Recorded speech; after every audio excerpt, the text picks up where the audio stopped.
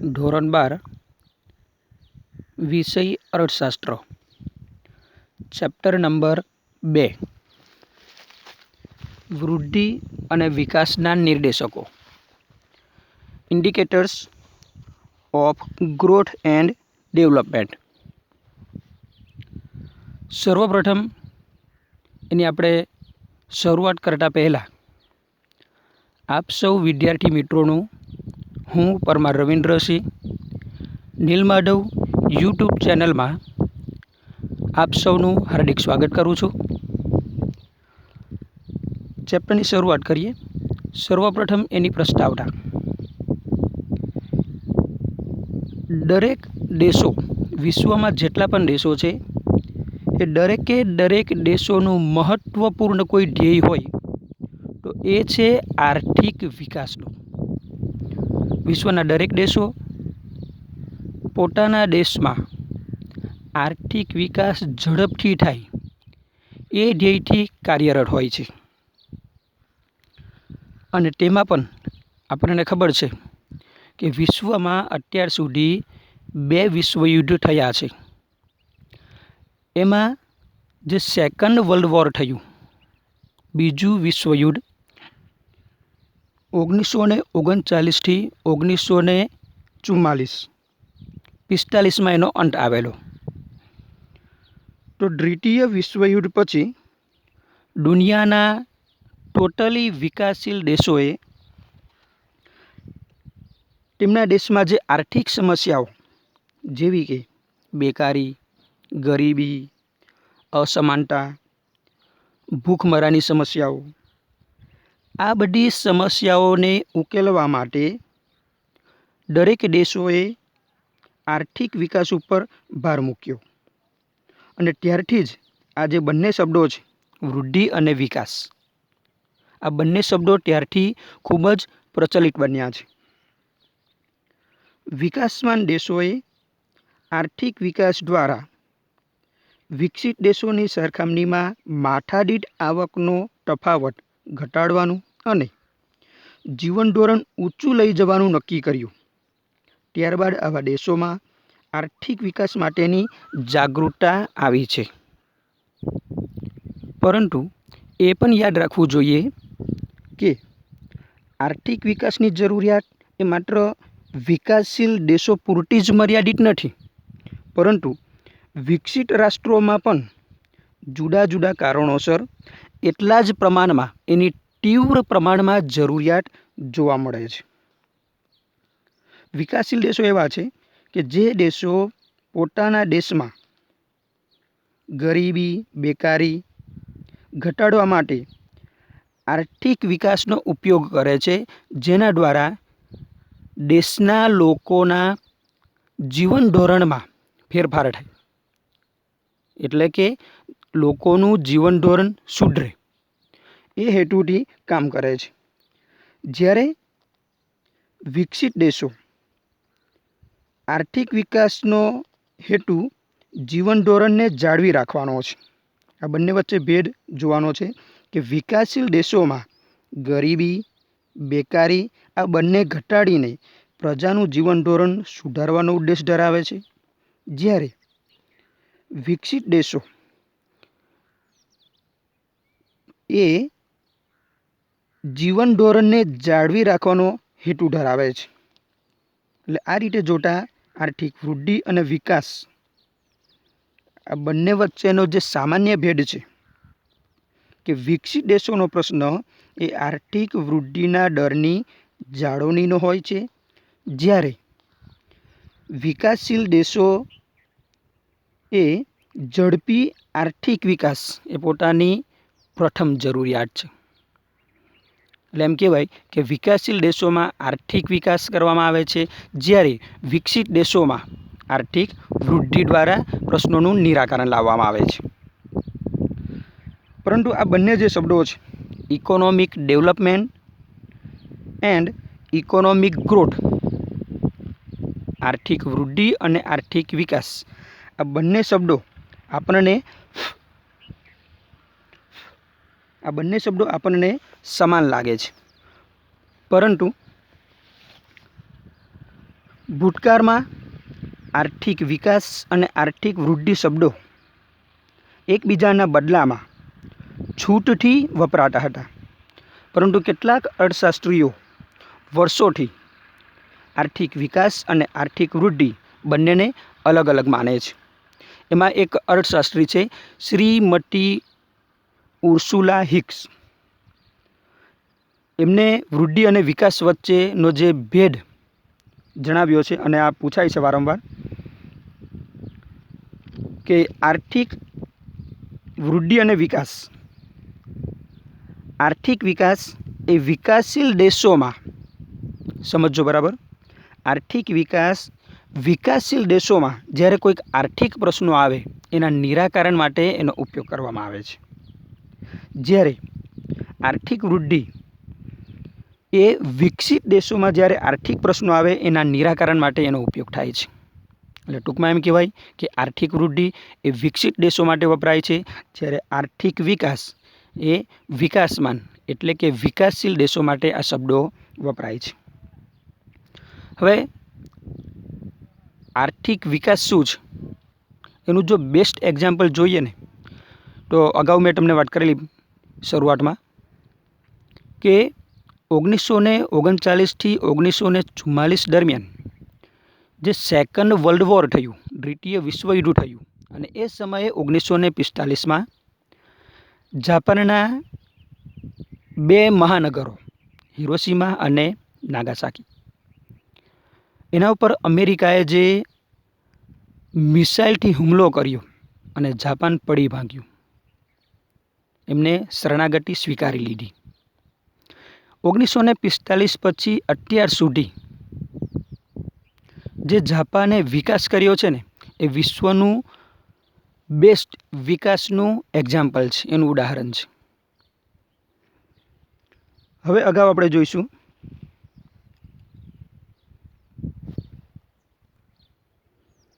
આર્થિક વૃદ્ધિનો અર્થ સમજીશું, મિનિંગ ઓફ ઇકોનોમિક ગ્રોથ. તો આર્થિક વૃદ્ધિ શું છે? વૃદ્ધિ એટલે આર્થિક વૃદ્ધિ. આર્થિક વૃદ્ધિને સમયના લાંબા ગાળા દરમિયાન અર્થતંત્રમાં ચીજવસ્તુઓના કુલ ઉત્પાદનમાં થતા વધારા સાથે સંબંધ છે.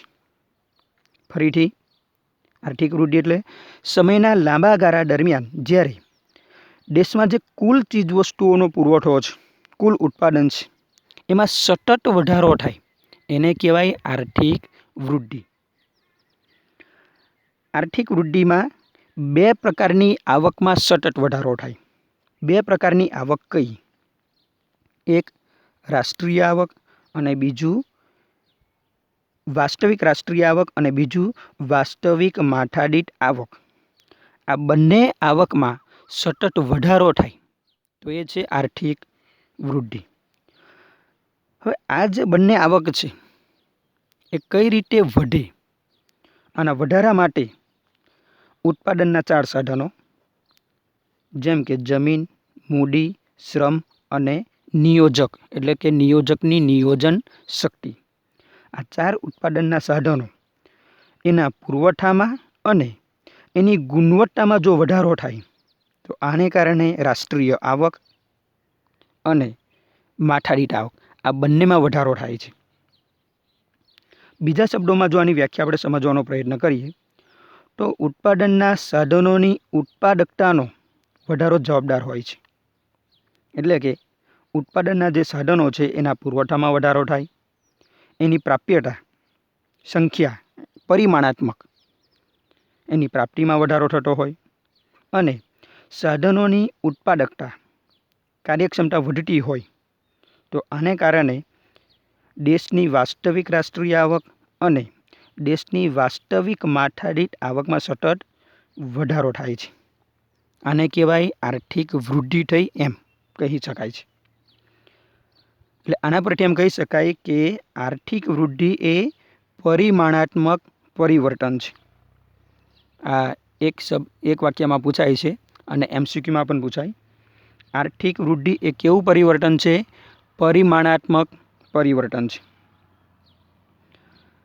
આર્થિક વૃદ્ધિમાં વધુ ઉત્પાદન અને કાચી રાષ્ટ્રીય પેદાશમાં જો દર વર્ષે વધારો થાય તો આના દ્વારા દેશની આર્થિક સ્થિતિ કેવી છે એનું ચિત્ર આપણે સરળતાથી જાણી શકીએ છીએ. બે વસ્તુ, આર્થિક વૃદ્ધિમાં વધુ ઉત્પાદન અને કાચી રાષ્ટ્રીય પેદાશમાં જો દર વર્ષે વધારો થાય તો દેશની આર્થિક સ્થિતિ કેવી છે એ આપણે સરળતાથી જાણી શકીએ છીએ, સમજી શકીએ છીએ. એટલે મોટે ભાગે આર્થિક વૃદ્ધિનો ઉપયોગ જ્યારે બે દેશોની વૃદ્ધિ કેટલી થઈ, બે દેશો વચ્ચે આર્થિક સરખામણી કરવી હોય, એનું મૂલ્યાંકન કરવું હોય તો આ ખ્યાલ, આર્થિક વૃદ્ધિનો ખ્યાલ ખૂબ જ ઉપયોગી સાબિત થાય છે. સમજી ગયા બધા? હવે આપણે એની વ્યાખ્યાઓ સમજીશું, એટલે આર્થિક વૃદ્ધિ શું છે એ વધુ તમે સરળતાથી સમજી શકશો. એની સર્વપ્રથમ વ્યાખ્યા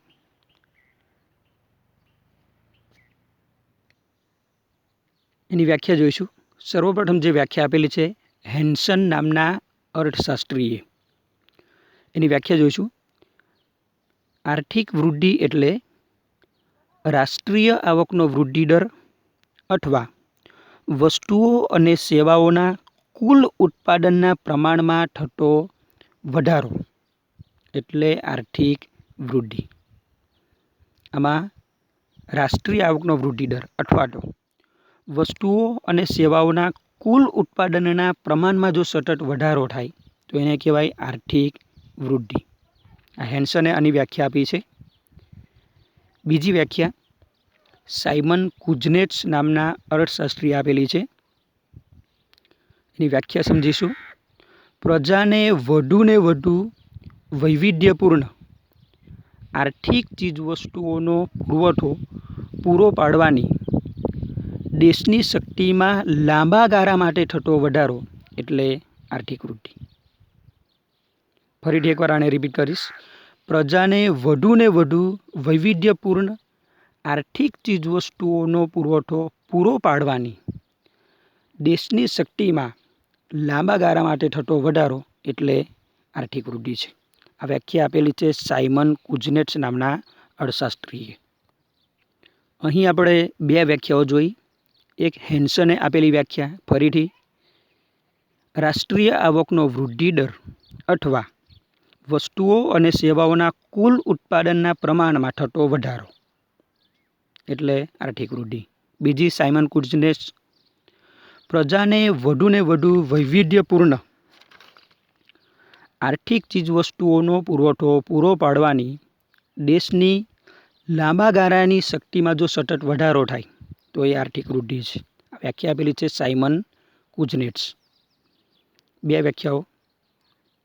હવે ત્યાર પછી આ જે આર્થિક વૃદ્ધિનો જે ખ્યાલ છે એની કેટલીક મર્યાદાઓ છે. મર્યાદાઓ આપણે સમજીશું. એની 4 મર્યાદાઓ છે. એની પહેલી મર્યાદા હું બોલું છું, ધ્યાનથી સાંભળજો અને સમજજો. પહેલી મર્યાદા, આર્થિક વૃદ્ધિમાં માત્ર પરિમાણાત્મક પરિવર્તનો જ ધ્યાનમાં લેવાય છે. કારણ કે અગાઉ આપણે એની વ્યાખ્યા જોઈ ગયા. વ્યાખ્યામાં એવું આપેલું કે ચીજવસ્તુઓ અને સેવાઓના કુલ ઉત્પાદનમાં સતત વધારો, માત્ર વધારો થાય છે. એને કારણે રાષ્ટ્રીય આવક અને માથાદીઠ આવક વધે છે. પરંતુ ત્યાર પછી શું થાય છે એ ધ્યાનમાં લેવામાં આવતું નથી. એટલે આર્થિક વૃદ્ધિમાં માત્ર પરિમાણાત્મક પરિવર્તનો જ ધ્યાનમાં લેવાય છે. આમાં ગુણાત્મક પરિવર્તનો ધ્યાનમાં લીધા નથી. એટલે એની મર્યાદા બને છે. આવક વધ્યા પછી શું ફેરફાર થાય છે, શું પરિવર્તન આવે છે, એને સમજાવવાનો પ્રયત્ન આર્થિક વૃદ્ધિમાં કરવામાં આવ્યો નથી. એટલે પહેલી મર્યાદા, માત્ર પરિમાણાત્મક પરિવર્તનો જ આ ખ્યાલમાં ધ્યાનમાં લેવાય છે. બીજી મર્યાદા સમજીશું. આર્થિક વૃદ્ધિમાં રાષ્ટ્રીય આવક અને માથાદીઠ આવક વધે છે, પણ સંસ્થાકીય અને મનોવૈજ્ઞાનિક વલણો સ્થિર રહે છે, અર્થાત યથાવત રહે છે. એમાં કોઈ ફેરફારો થતા નથી. રાષ્ટ્રીય આવક અને માથાદીઠ આવક વધે છે, પરંતુ સંસ્થાકીય અને મનોવૈજ્ઞાનિક પરિબળો, એના વલણો એ સ્થિર રહે છે, એમાં કોઈ પરિવર્તન આવતું નથી. એટલે એની મર્યાદા છે કે રાષ્ટ્રીય આવક અને માથાદીઠ આવક વધે પછી શું ફેરફારો થાય છે તે ધ્યાનમાં લેવામાં આવ્યું નથી. એટલે એક બીજી મર્યાદા અહીં પૂર્ણ થઈ. ત્રીજી મર્યાદા સમજીશું. આર્થિક વૃદ્ધિનો ખ્યાલ એ મર્યાદિત છે, કારણ કે તેમાં માત્ર ઉત્પાદનમાં થતો વધારો અને વધારાનું પ્રમાણ જ દર્શાવે છે.